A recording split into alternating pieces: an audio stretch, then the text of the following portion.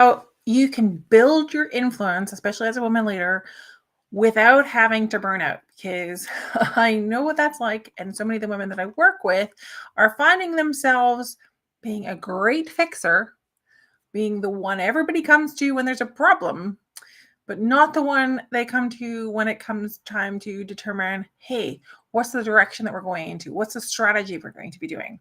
So you're always the one that everyone turns to when something breaks. You're solving, you're fixing, you're coordinating. But when it's time for that strategy, you're not even in the room.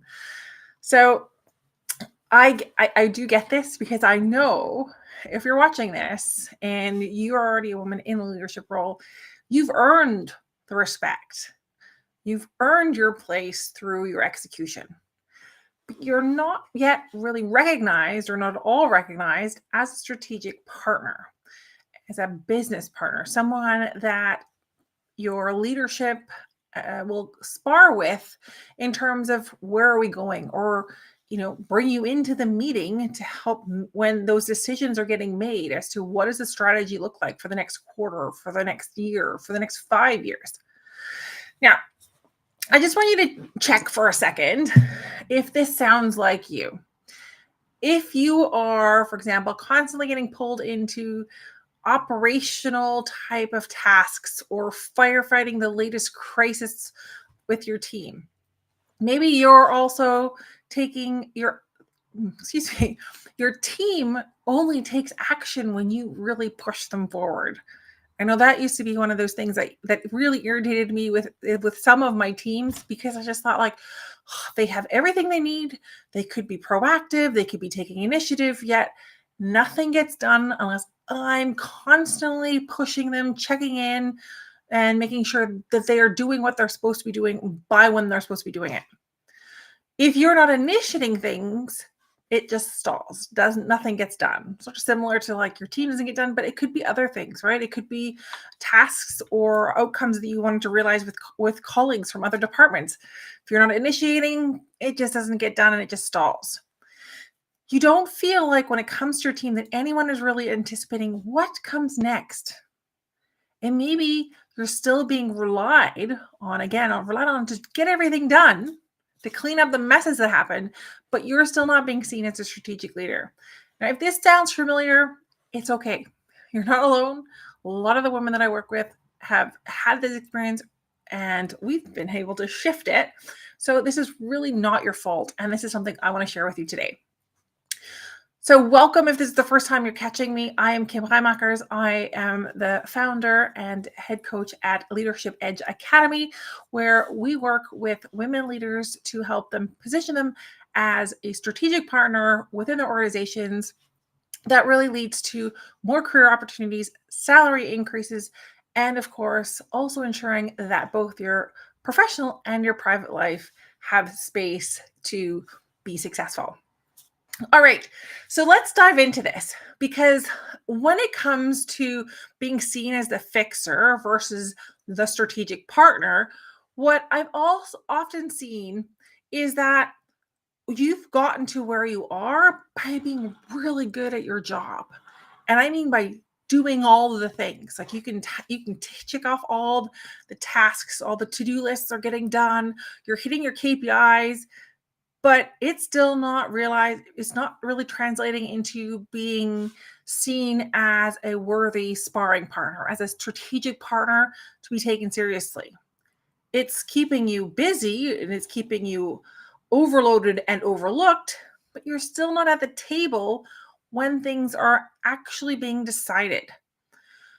So you're right now in this kind of like vicious circle of like, hey, you're being seen as the one who can fix things, who can implement, but you're not being seen as the one who can shape what's being next.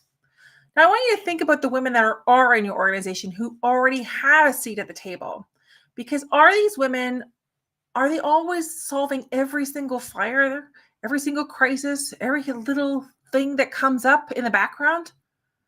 No. They're the ones that are being known because they have insight, they have strategic direction, they have the ability to shape decisions. They're not just only being seen for their ability to get it all done. And that shift from being doer to decision maker isn't about having to work harder, because that is the first thing that I hear from so many women. It's like, I'd love to step into that next level leadership role. I would love to be working more into the strategic direction of our organization. I would just like to be the sparring partner for my boss. And I want to be on the management team, an active participant inside the management team as a sparring partner, rather than just doing everything that I get from them. And whether or not you're already in the management team, because a lot of women that I work with are at the director executive level, they are still finding themselves really not being seen for their leadership, but they're being seen for their output. So today I wanted to share 3 ways that you can make that shift from being seen as the go-to fixer and start being recognized as a strategic leader with influence. The first way that you can do this has to do with visibility.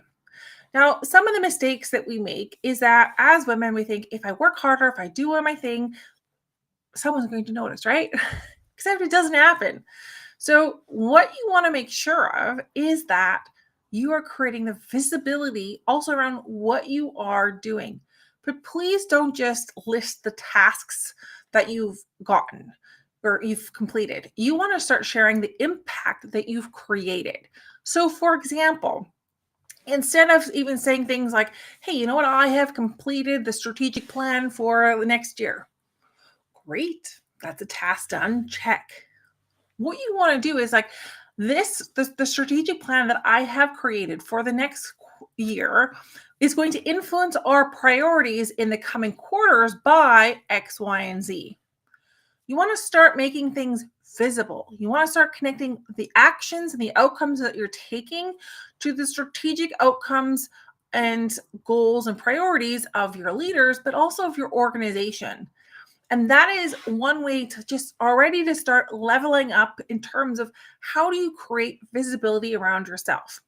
Now, if you want to have any more of that, I did share in a post in a training last week about 5 different visibility power moves. So if you are interested in that, just let me know you want the visibility power moves in the comments, and I will make sure that you get a link to that one. Now, the second action that you can take that's going to move you from being that go-to fixer to becoming that strategic partner within your organization is going to be around networking. You need to be strategic in how that you network, because honestly, leaders in whatever level of the organization you're at, they don't rise alone. They are able to get to where they are because they rise with different sponsors, not just people that are cheering them on. Now, we have that age-old adage of like, it's not what you know, it's who you know, which I know I've rolled my eyes at for a long time, going like, that's not fair. That's not a meritocracy. That does not take into account any of my capabilities and abilities. However, here's the thing. You want to find people that are going to talk about you and really be positive about you when you're not in the room. And this doesn't matter at what level you're at in the organization, whether you're just starting your career or like many of the women that I work with, you are later into your senior level roles in your organization. You still need sponsors. You still need advocates for you. So oftentimes as women, and I encourage every single one of my clients to find a mentor, but even more importantly, I ask them and really push them to find sponsors and champions who advocate for them. So as an example, one of my clients, Ryan, she had this experience of she was in a difficult, put it this way, a difficult relationship with her boss at the time, her manager. And she was just finding, how can I still contribute in the way that I want to and do these high priority projects when I actively have someone that isn't really necessarily always working in my best interest? By developing her own champions, her own advocates, when she wasn't in the room where big decisions were being made, there were other leaders that were speaking up for her. And that is how she got onto some really great high visibility projects and was taking on a really integral role and a strategic role within her organization. So when you think about building influence, also start looking at Who is it that I can connect to that is going to speak well of me, who is going to speak positive about me when I'm not in the room? Now, here's the last one I want to share with you is around how do you frame your decisions? Because you want to be seen as strategic, but sometimes we just kind of drop ideas like, oh, what do you think about this? Is that an idea? And it doesn't really land, or it just kind of goes like, oh, okay, you're great. Thanks for brainstorming. But you're not really showing that you have a, I'm sorry, I got two languages going through my mind right now. It's not really showing that you are actually pushing for a specific direction or that you have a specific outcome that you prefer. So when you are wanting to start positioning yourself, again, more as a strategic partner, not just someone that's great at getting tasks done and hitting all those KPIs every month, you don't want to just share opinions, but you're going to start framing them as choices with recommended actions. So, for example, you could start saying, like, here are 3 paths forward that I see. And I recommend option B because it aligns with X priority. So when you start to speak like a decision maker, you're going to start getting invited more often to make those decisions because you're showing a capability that you can look into the future and that you also have really strong preferences in terms of which path would be the best, because you've also backed it up with, hey, this is what it links to this and this priority. So when you find yourself still not really being at that table, or just kind of like, hey, I'm looking in the door, but no one's inviting me to take a seat at that table, you can only claim it once you start to be seen differently within your organization. And again, that comes through visibility. So creating the visibility for yourself, building advocates and sponsors. So being very strategic about how you network. And lastly, really making sure that you are positioning and framing how you're making decisions so that it speaks in a language to those that you work with, those that you interact with. Now, if you are tired of being that fixer, if you've been stuck in being the fixer for I don't know, even just last 6 months, and you want to start be seen as a strategic force that you can be, DM me influence, and I'll share with you exactly how you can make that shift from being invisible in execution to being that strategic partner you desire to be. And once you've achieved being that strategic partner, you can't even imagine the amount of doors that then start to open up for you in terms of career opportunities, but even just in terms of professional development and growth in just in new opportunities. It is such a fabulous shift once you've made it, because then everything starts to change and move from there as well. All right. Thank you so much for catching today's live. If you've got any questions, please drop them in the comments, or you can always DM me with your questions. I love to carry on this conversation in my